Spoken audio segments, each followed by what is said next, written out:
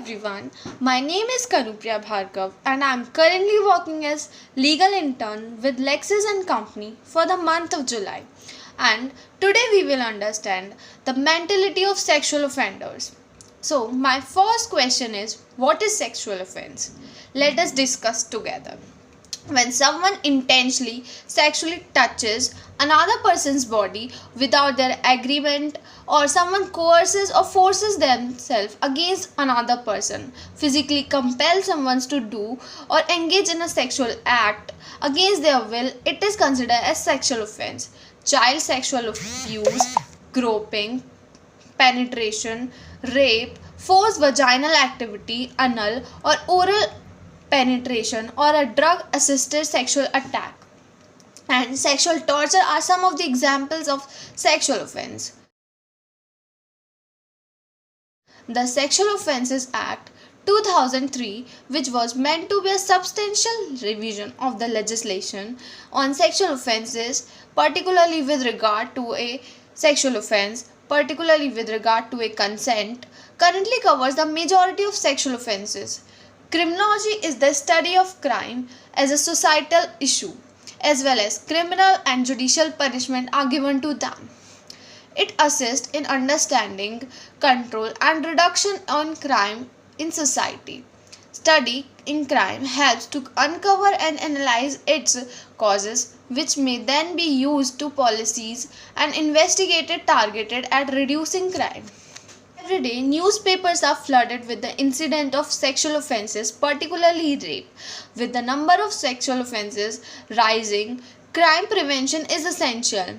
To do so, it is critical to identify the factors that contribute to the conduct of sexual offences through the theory of crime caution. The problem of sexual offense is just too complicated to be reduced in a single explanation. It is a taught behavior to engage in sexual abuse. Despite the fact of the questions concerning the rising of sexual offending have been raised for a long time, they remain pertinent today due to difficulties in obtaining clear answers.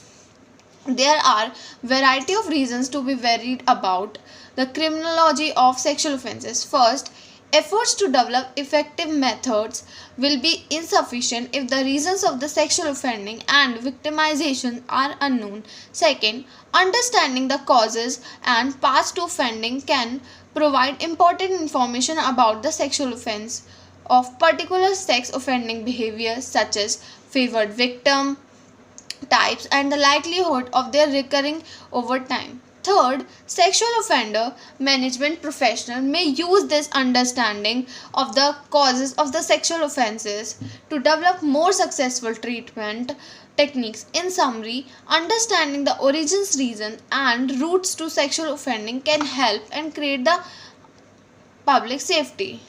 Understand what are some of the major factors which are increasing the sexual offenses these days. There are different types of perspective on sexual offenses among the general population. The three reasons of sexual offenses are male sexuality, man control on their sexual urges. Second, male pathology. Sexual offenders are mentally sick. And third, male hostility, hate or disdain of women. Surprisingly, although the first two reasons, that are male sexuality and male pathology, are the major factors of this, the victims bear the duty of prevention. Because men can't control their sexual impulses, women are held accountable for creating environment that might excite males, which they can avoid.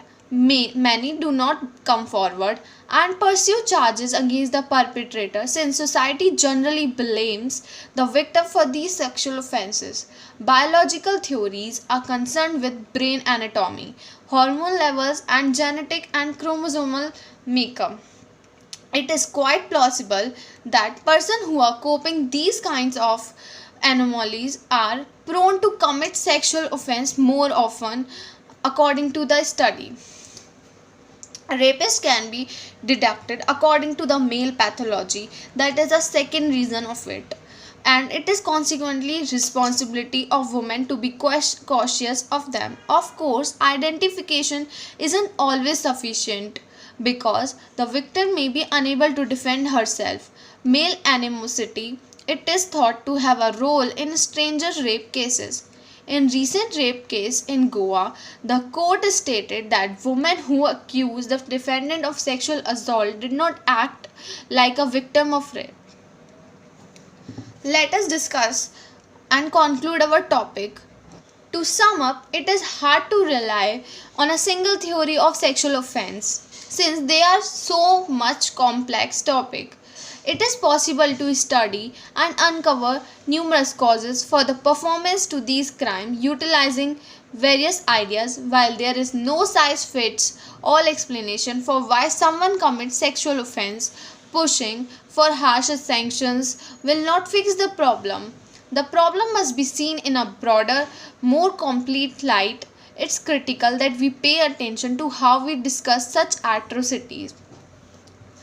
Thank you guys for hearing me out, and if you think my videos are useful to you in any way, then do like, subscribe, share and comment down your queries below.